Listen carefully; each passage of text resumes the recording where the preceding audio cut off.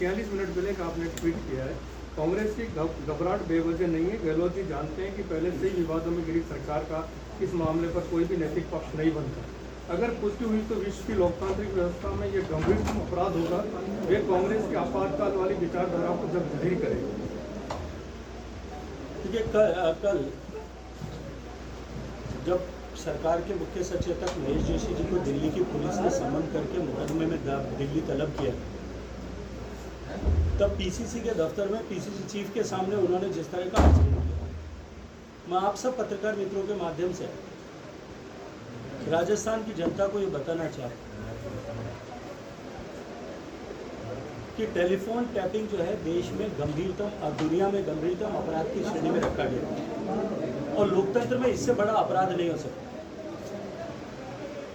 इतिहास जानता है, इतिहास गवाह है कि अमेरिका में राष्ट्रपति निक्सन को महाभियोग के द्वारा केवल वाटरगेट कांड के कारण से हटाया गया।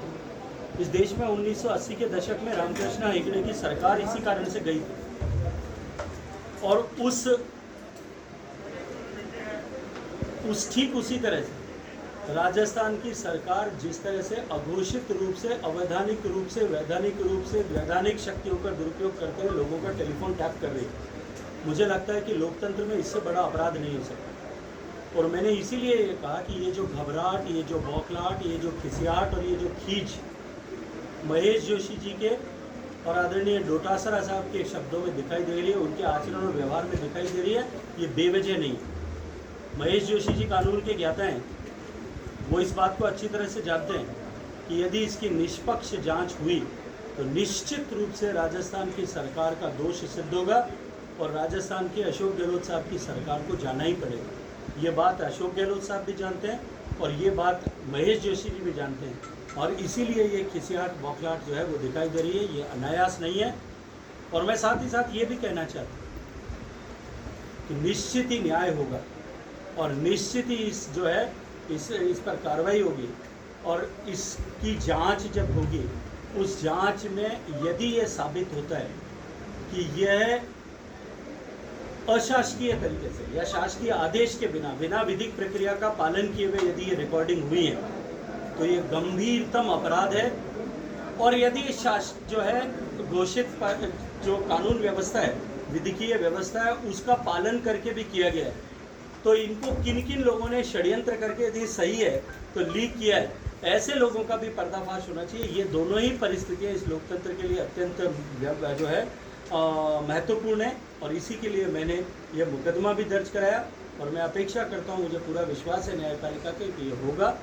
एक जो सर महेश जोशी जी कह रहे हैं आपके वॉइस सैंपल देने की, अगर जरूरत पड़ी तो दिल्ली पुलिस, राजस्थान पुलिस में आपका भरोसा नहीं, दिल्ली पुलिस में आप वॉइस सैंपल देंगे? नहीं, मैं तो राजस्थान पुलिस को भी देने को तैयार हूँ वॉइस सैंपल देने। कल माननीय महेश जोशी साहब ने कहा और उन्होंने जो है वहाँ पीसीसी में कहा कि गजेंद्र सिंह भगोड़ा है।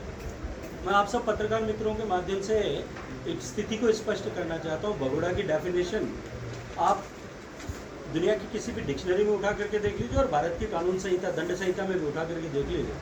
भगोड़ा दो तरह से व्यक्ति हो सकता है, एक तो पुलिस उसको संबंध दे और उस संबंध की तिथि पर वो न आए और अकारण जाकर जो है कहीं छुपे, वो भगोड़ा हो सकता है। और दूसरा जी, कानून ने जिसको सजा दे दी और वो उस पूरी सजा को पूरे किए बिना कानून के सिलसिले जो है परिधि से बाहर चला जाए, उस सजा का पूरा भुगतान न करे, वो भगोड़ा घोषित किया जा सकता है। भगोड़ा होता है, मफरूर होता है, ट्रेड जो है एब्सकेंडर होता है या फिजिटिव होता है अंग्रेजी। सर मेरा सवाल ये, मैं आपको ये कहना चाहता हूँ वॉइस सैंपल कि राजस्थान की सरकार ने जिस मुकदमे के बाद चर्चा और जिस वॉइस सैंपल मांगने की चर्चा आदरणीय महेश जोशी जी ने की थी, वो मुकदमा उन्होंने सिडेशन की धारा में दर्ज किया और 15 दिन बाद में उस मुकदमे को विड्रॉ कर लिया। अब विड्रॉ करने के बाद में उस मुकदमे में राजस्थान की पुलिस अगर मुझसे सैंपल मांगती है तो मैं देने को तैयार हूँ।